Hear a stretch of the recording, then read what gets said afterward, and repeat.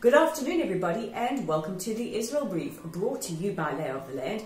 I'm Raleen Marks, bringing you the news from Israel, right out of the center of Israel, every day, Monday to Thursday. So without further ado, let's take a look at today's top stories. This week has been all about the election results. Israel went to the polls on Monday and voted in our third election in the space of a year. And while we don't have final results, they're not expected until at least Monday. And this is because we also have some centers around the country still being rechecked for their votes. And at the moment, it looks like Netanyahu's right-wing bloc won't increase the 58-seat bloc that they already have. And the other seats are as follows: 36 to Likud, 33 to Blue and White, 15 to the Joint Arab List, and the rest are dispersed amongst about 10, 7, 6 and 8 between the smaller parties. Also yesterday it was announced by the Blue and White that they would be pushing forward with their petition that Prime Minister Netanyahu, if indicted, cannot serve as Prime Minister, and it looks like that has got majority backing. Avigdor Lieberman, the man they call the Kingmaker, has joined in supporting of the pushing of that bill. So while it looks like the Likud seem to have a Pyrrhic victory, we will see whether or not what happens with the coalition building, and if indeed Prime Minister Netanyahu will be Prime Minister. Certainly makes for interesting reporting. Now, it wouldn't be news without mention of coronavirus and how that is impacting Israel. So the latest details are as follows. When we went to air yesterday, we mentioned that the chief rabbi had asked people not to kiss mezuzot, sefer Torah, or any religious artifacts.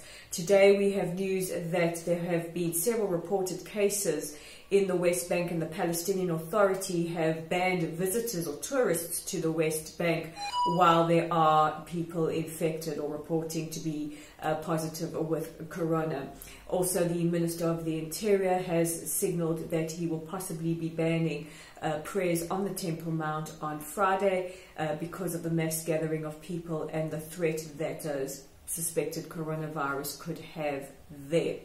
Yesterday, it was also announced that the annual Purim Ad Lo Yadot, the parades that take place across cities, which is really fun for the children to dress up, to be a part of, have been cancelled, including right here where I am in Modi, in Israel's health ministry have enforced bans, or at least quarantine, for people from the following countries: Switzerland, Austria, Spain, Germany and France. If you have visited those countries and you're entering Israel, you will be expected to self-quarantine. And it's also been announced within the last hour that the Jerusalem Marathon, which was due to be run in the next couple of weeks, has been postponed until October. So I know that Israeli scientists are working around the clock to try and push their vaccine through for coronavirus, and hopefully we see an end to this soon. And looking further afield, other big elections coming up later this year, and those are the US elections. Yesterday it was noted that Michael Bloomberg has dropped his bid for the Democratic presidential bid and has been endorsed by Joe Biden. And there are many across Jewish communities around the world sighing a huge sigh of relief. There is a lot of concern about what a Bernie Sanders presidency could mean for Israel and American Jewish relations. So we will be bringing you updates as the countdown to USA 2020 gets underway. But it is weekend time in Israel, and if you want to be coronavirus free and free from elections, you can check out our content. Visit our website at www.layoftheland.online. This week's articles have included one on relations between Belgium and Israel, written by Dave Kaplan, a stunning article on Jewish identity written by Justin Amler, all the way from Australia, and a beautiful account, very, very poignant and moving, by Stephanie Hodes, who recently visited Poland. You can also check it out on our Facebook page. While you're there, give us a like, give us a follow.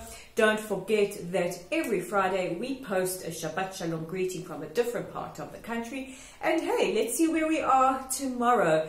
And don't forget that you play a vital role in spreading news from Israel, and you can do this by subscribing to our YouTube channel at the Israel Brief. If you subscribe, you increase the chances of Israeli news being seen by the masses.